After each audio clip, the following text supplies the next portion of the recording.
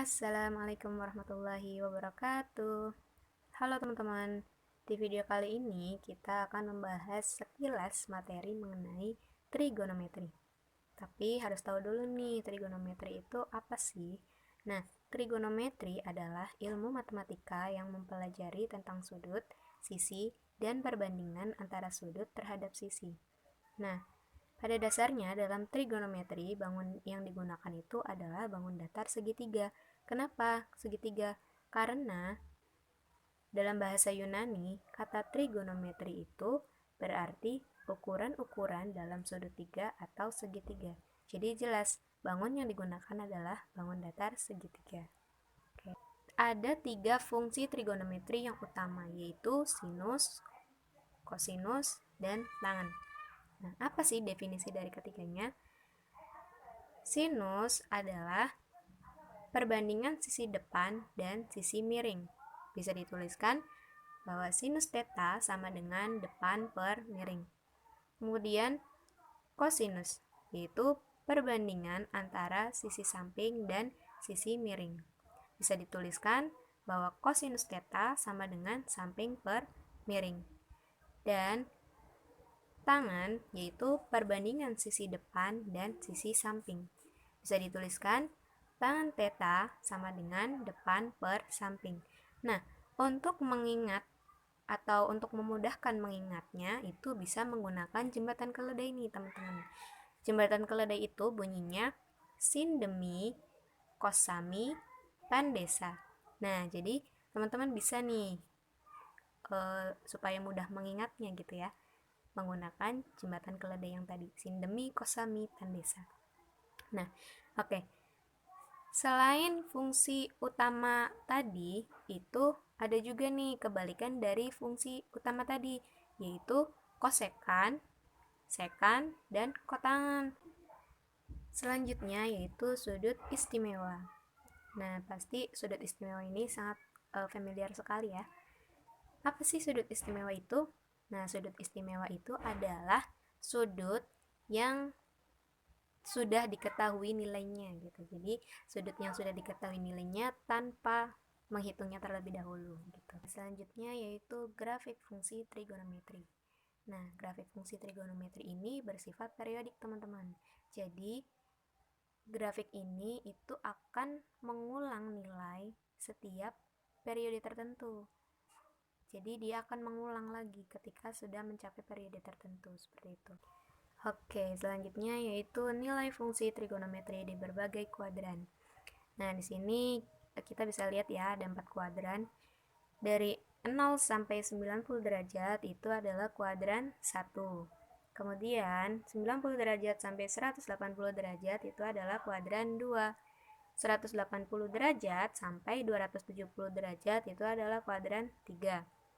270 derajat sampai 360 derajat adalah kuadran 4. Tuh. Nah, untuk nilainya di kuadran 1 itu semuanya bernilai positif, baik itu sinus, kosinus, ataupun tangen. Nah, untuk di kuadran 2 itu hanya sinus yang bernilai positif. Yang lainnya negatif. Kemudian untuk tangen, untuk di kuadran yang ketiga hanya tangen yang bernilai positif gitu ya. Nah, kemudian untuk di kuadran keempat hanya kosinus yang bernilai positif seperti itu. Nah, di sini juga ada sudut berelasi nih teman-teman. Nah, ketika fungsi trigonometrinya itu bertemu dengan sudut 90 derajat atau 270 derajat, itu fungsinya akan berubah teman-teman. Dari yang tadinya sin berubah jadi cos, yang tadinya cos berubah jadi sin, yang tadinya tan berubah jadi kotangen, seperti itu. Nah, tapi kalau untuk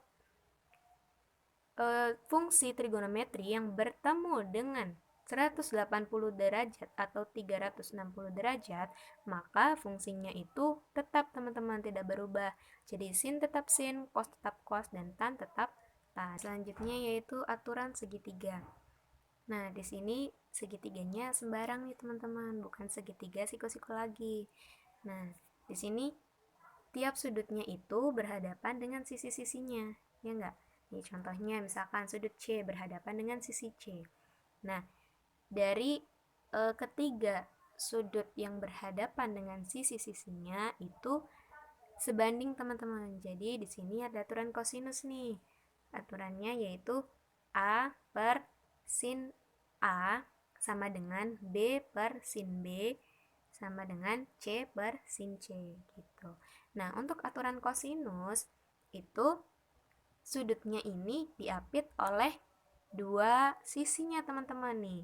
Jadi misalkan sudut A diapit oleh diapit oleh sisi B dan sisi C seperti itu. Nah, terus juga ada aturan tangan nih teman-teman. Nah, aturan tangan itu A dikurangi B per A ditambah B sama dengan tan setengah dikali A min B per tan setengah ditambah tan setengah dikali A ditambah B gitu. Oke, selanjutnya yaitu luas segitiga. Nah, pada umumnya kan luas segitiga itu setengah kali alas kali tinggi ya. Nah, untuk segitiga sembarang biasanya itu akan diketahui besar sudutnya. Selanjutnya yaitu rumus persamaan trigonometri. Nah, untuk menyelesaikan persamaan ini itu dengan cara mencari seluruh nilai sudut-sudut X-nya, sehingga persamaannya itu bernilai benar untuk daerah asal tertentu. Nah, jadi kita akan cari nilai X yang ininya nih teman-teman. Rumus identitas trigonometri itu menyatakan hubungan antara fungsi trigonometri yang meliputi sinus, kosinus, tangen, sekan, kosekan, dan juga kotangan. Berikutnya yaitu jumlah dan selisih dua sudut. Nah, jumlah dan selisih dua sudut ini digunakan untuk mencari nilai sudut yang tidak termasuk ke dalam sudut istimewa nih teman-teman. Nah, selanjutnya yaitu identitas fungsi trigonometri sudut rangkap. Nah, karena ini merupakan identitas fungsi juga ya, atau fungsi identitas, itu kebenarannya bisa dibuktikan juga nih teman-teman, dan pembuktiannya itu dari jumlah dan selisih dua sudut yang sebelumnya sudah dijelaskan. Selanjutnya yaitu sudut pertengahan. Nah, sudut pertengahan ini sama seperti jumlah dan selisih dua sudut nih teman-teman, hampir sama sih sebenarnya. Jadi sudut pertengahan ini digunakan untuk mencari nilai sudut yang tidak termasuk dalam sudut istimewa teman-teman. Berikutnya yaitu perkalian sudut. Nah, perkalian sudut ini diperoleh dari menjumlahkan dan mengurangi rumus dari sudut rangkap nih teman-teman. Jadi dihasilkan rumus berikut. Nah, dari sekian banyak materi yang tadi dibahas itu sebenarnya apa sih kegunaan dari trigonometri dalam kehidupan sehari-hari gitu ya. Nah, sebenarnya banyak nih teman-teman kegunaan dari trigonometri dalam kehidupan sehari-hari, tapi di sini hanya ngambil beberapa saja teman-teman. Nah, contoh yang pertama nih kegunaannya. Insinyur membuat perencanaan pembangunan suatu proyek seperti pembangunan jalan raya, jembatan, bendungan, gedung bertingkat, dan lain-lain. Itu kegunaan yang pertama. Kemudian yang kedua, arsitek menggunakan trigonometri itu untuk menghitung beban struktural, kemiringan atap, permukaan tanah, dan banyak aspek lain termasuk bayangan matahari dan sudut cahaya juga. Nah, yang ketiga, dalam navigasi itu untuk menemukan jarak dari pantai ke suatu titik di laut. Nah, kemudian kegunaan yang keempat nih, trigonometri juga umumnya digunakan dalam mencari ketinggian menara dan pegunungan. Nah, kemudian kegunaan yang kelima, trigonometri juga digunakan dalam oceanografi atau ilmu yang mempelajari tentang laut ya, dalam menghitung ketinggian gelombang air laut. Dan kegunaan yang ke-6 itu trigonometri juga digunakan untuk mengukur ketinggian suatu pohon.